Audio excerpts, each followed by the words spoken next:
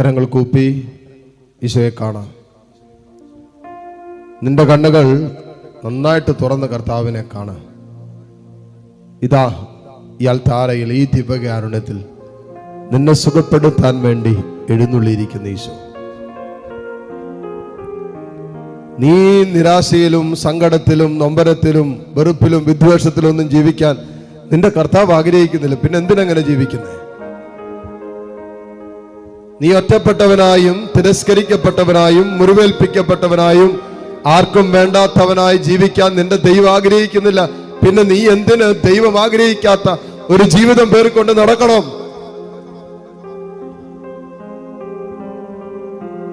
നിന്റെ സന്തോഷവും നിന്റെ ആനന്ദവും സമാധാനവും തല്ലിക്കടത്തിക്കൊണ്ട് ജീവിക്കാൻ നിന്റെ കർത്താവ് ആഗ്രഹിക്കുന്നില്ല. എന്തിനാ മോനെ കർത്താവ് ആഗ്രഹിക്കാത്തൊരു കാര്യം നീ നിന്റെ ജീവിതത്തിൽ ഏറ്റെടുക്കുന്നേ?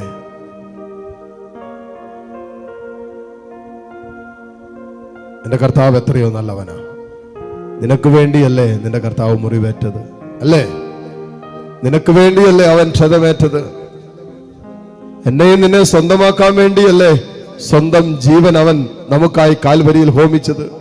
ഇതിനേക്കാൾ അപ്പുറം നമ്മുടെ ദൈവത്തിന് നമ്മെ എങ്ങനെ സ്നേഹിക്കാൻ പറ്റും? നമ്മെ എങ്ങനെ സുഖപ്പെടുത്താൻ പറ്റും? ഈ സ്നേഹം കൊണ്ടല്ലേ നമ്മുടെ മുറിവുകളെ അവൻ വെച്ച് കെട്ടിയത്. നമ്മുടെ മനസ്സിനേറ്റ, നമ്മുടെ ഓർമ്മകളിൽ അവശേഷിപ്പിക്കുന്ന സകല മുറിവുകൾക്കും സൗഖ്യം തരാൻ ഈ സ്നേഹത്തിന് സാധ്യമാണ്. സ്നേഹം കൊണ്ട് അവൻ നമ്മുടെ ജീവിതത്തിൽ കടന്നു വന്നിട്ടുള്ള സകല മുറിവുകൾക്കും സൗഖ്യം തരും.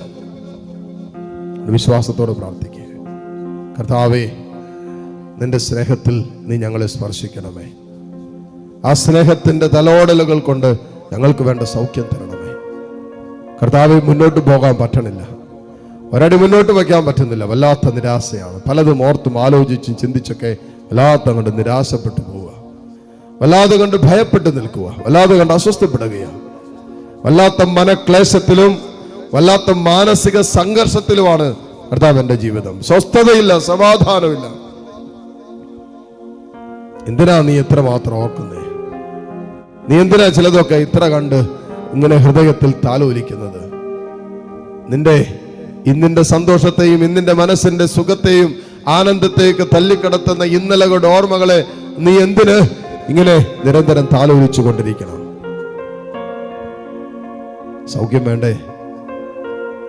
ഇതാ സൗഖ്യം തരാൻ സൗഖ്യദായകനായ ഈശോ ഈ അൽത്താരയിൽ.